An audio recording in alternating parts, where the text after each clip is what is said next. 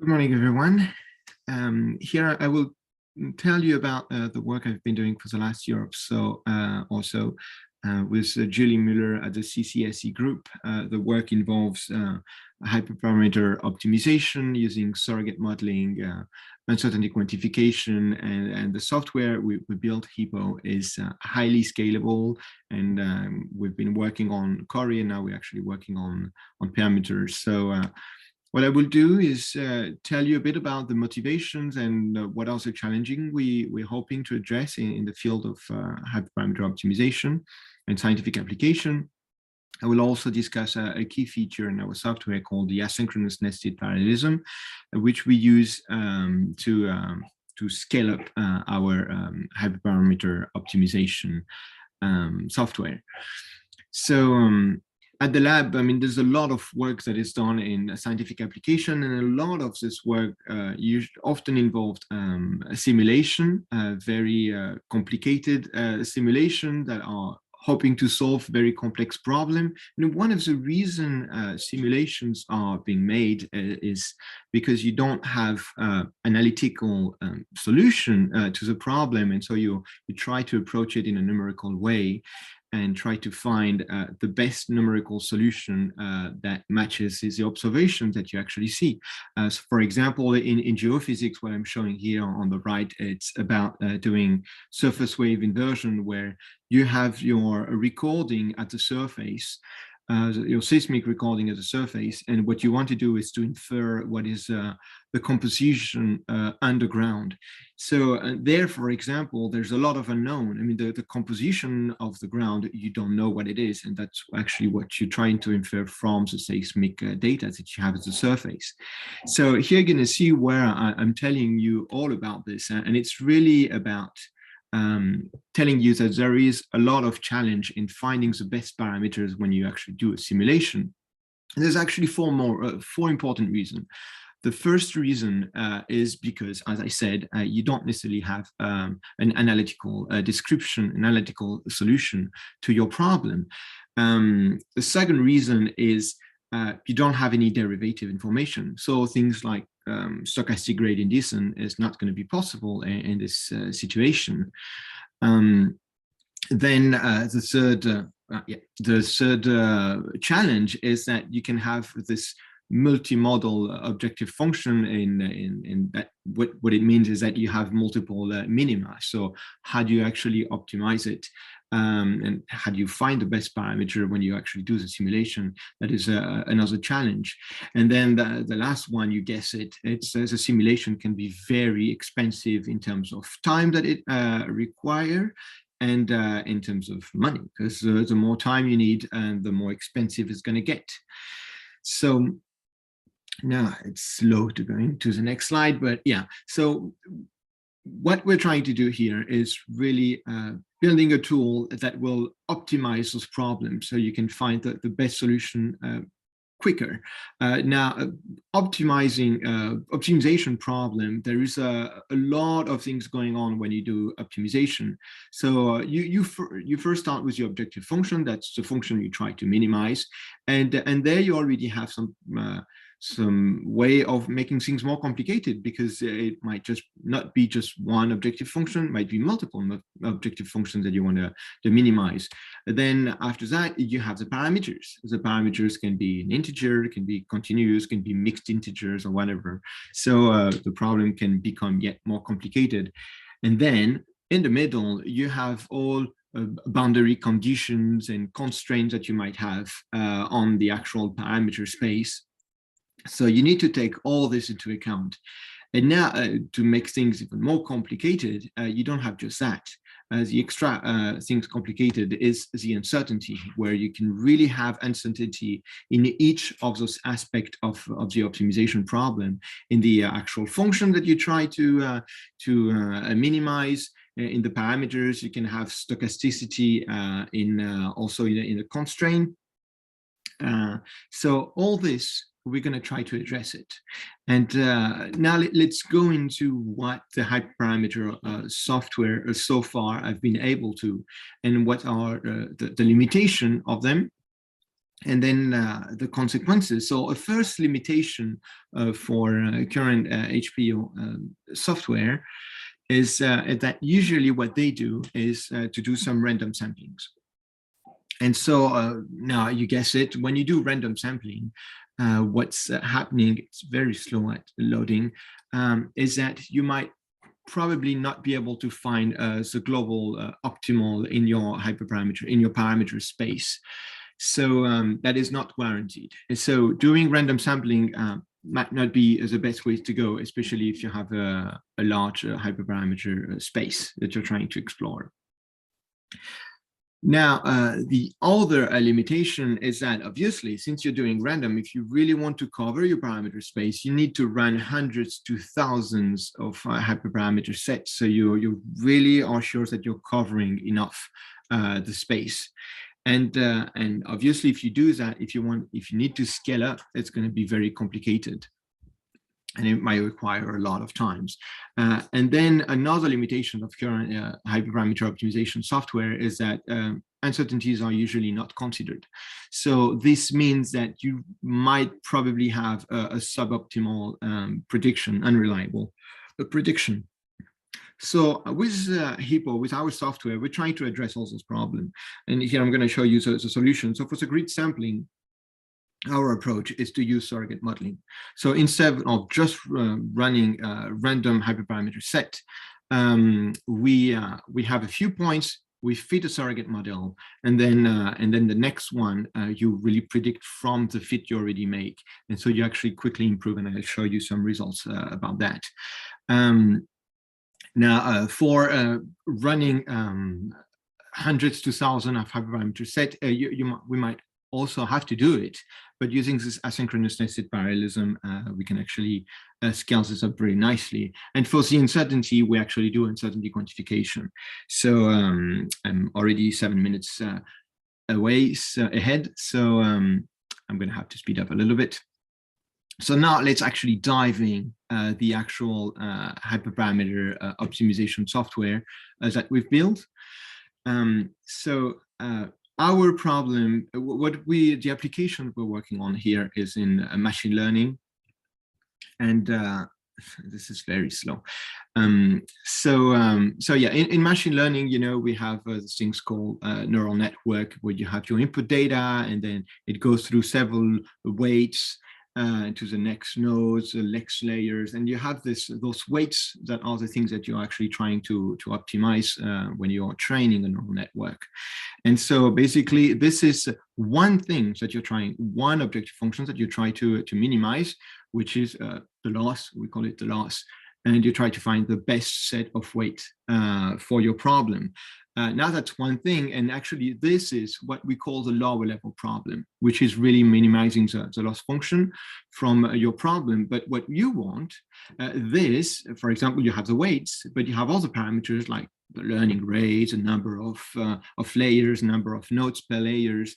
Those are things that are fixed for one training, but that might not be the best ones. So you want to optimize that. You want to find what is the best set of hyperparameters you want to optimize. And so here you're going to an upper level problem that you're trying to optimize, to minimize here, which is really what is the most optimal set of hyperparameters that will solve your actual problem.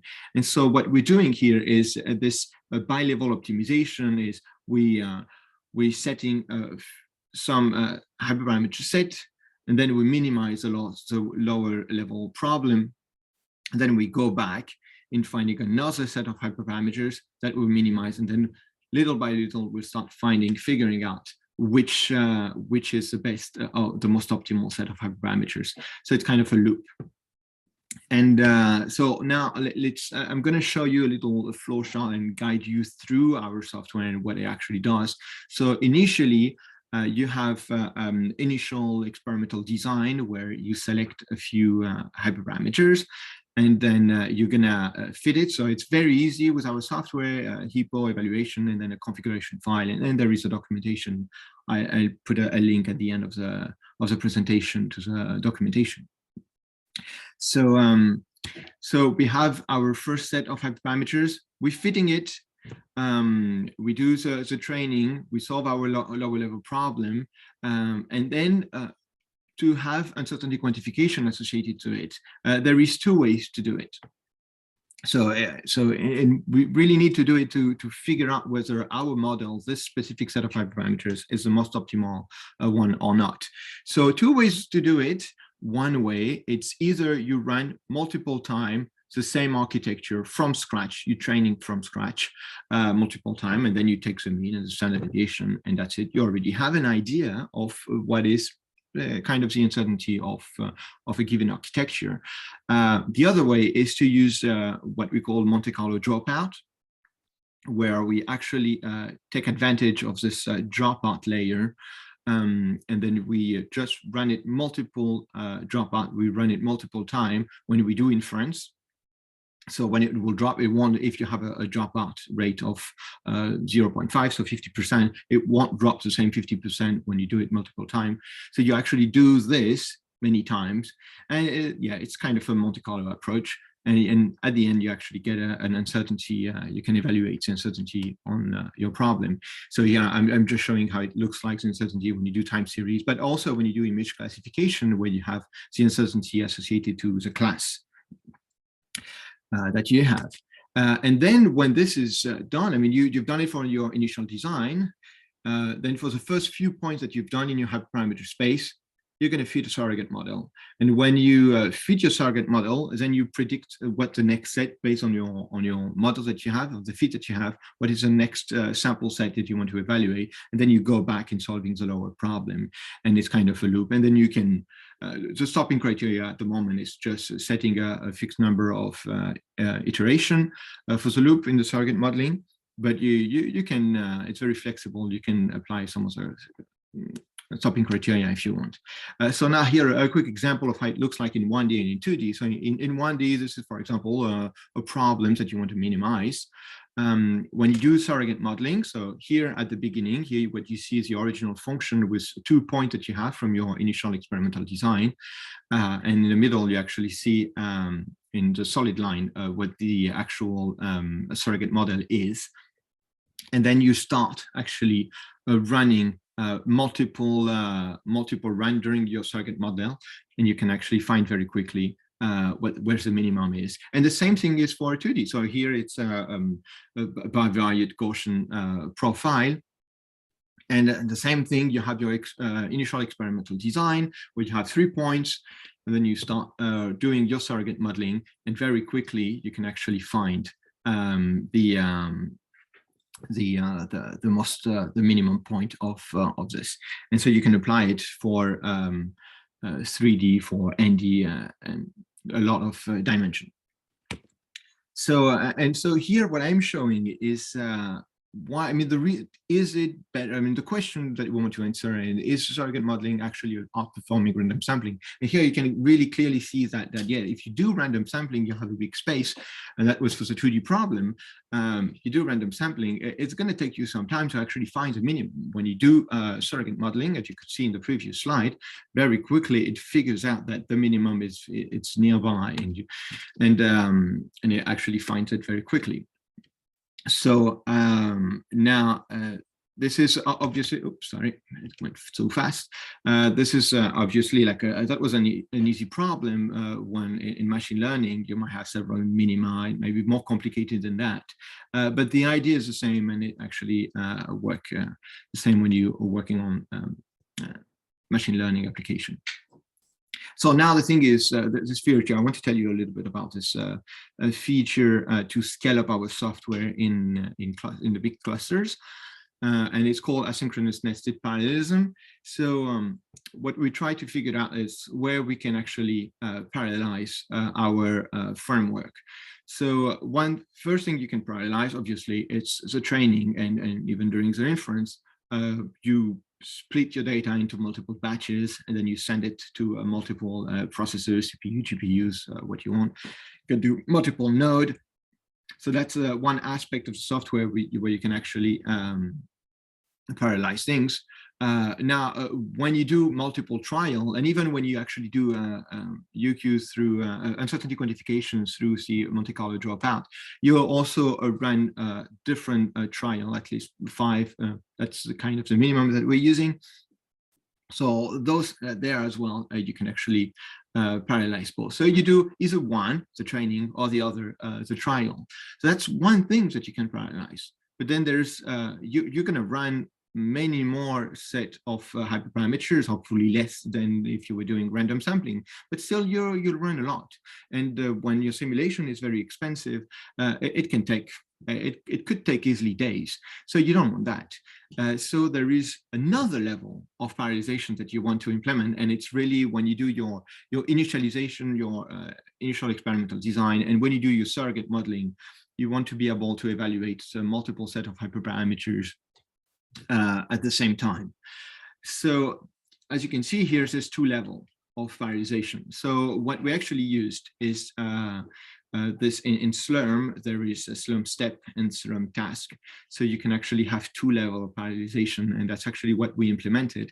And so here it's a little flow chart showing you how that works, where you have your job at the top, and then you split the job, you send it through different steps, and a Slurm step will run multiple set of hyperparameters sequentially. And so then after you have the Slurm task, so one task will have one processor, either a CPU or GPU. And so this is where you can actually use a Slurm task. This is where you can either split your different independent training, or where you can actually split the data, so where all the batches will be sent to different processors. And so when the training is done, then you start collecting the loss. You can do your uncertainty quantification, and then you can do your surrogate modeling. When you do your surrogate modeling, what you want to do, and so here also I'm showing on the right for those who knows how you actually write for this example, how that works. Now, when you do the surrogate modeling, you want to update the new results that you got from other set of hyperparameters from other Slurm step. So this is where you will be actually collecting results across all the steps, and everything is saved into a log file, so you can actually quite easily read the log files and find the results. And so I was telling you, this is an asynchronous nested parallelism. The reason why there is this asynchronous behavior is because when you do your surrogate modeling, for example, here in this case, you have 16 first point that were done in your initial experimental design, and then you start doing so. That means 16 set of hyperparameters that you've been ran in the randomly selected in the hyperparameter space. And then you start doing, you fit your surrogate model, and then you start improving the surrogate model by fitting new points. Now, like 17, 18, 19, and 20, those are 4 different set of hyperparameters that have been evaluated, but the architecture is different. So one might finish very sooner than another, right? So for example, here, number 18 finished sooner. Now, you don't want to wait. When 18 is finished, you already have a new point in your hyperparameter set. You don't want to wait number 19 to finish. You want to start doing a new hyperparameter set because your surrogate model now is different, has improved. There is a new point here. So you want to start running it. And so this is why this asynchronous behavior come from. And by actually, when you finish number 18, you start gathering results from everywhere. You'll be able to actually quickly get new information. Same thing along the way for any Slurm step. You'll be able to figure out what are new evaluations that were completed in the meantime. So yeah, and this is an example of how the performance works out. So here we really so that was done on Cori. It was on. We want to do the same on parameter. So on Cori, we're really able to improve by 2 orders of magnitude the speed up of the hyperparameter optimization. And here we run across 6 Slurm tasks and 16 Slurm steps. So you counted 96, I think, something like this. Different GPUs that were used. So that those were done on GPUs. So I'm already almost at 20 minutes. So just for the conclusion, I'm going to go back to the limitations that we have here. And then showing you and telling you again what we've done. So we've done the surrogate modeling to address the problem with the random sampling. Then the uncertainty quantification for to really take into account the uncertainty and hopefully provide more reliable models to the users. And having this asynchronous nested parallelism to be able to scale very quickly. So I think I'm done here. I'm really waiting for your questions. This is our software. You can look it up. This is hpo-uq.gitlab.io. And you have a link to the actual manual, which is the documentation you see here. Thank you so much. And I can't wait to hear your questions.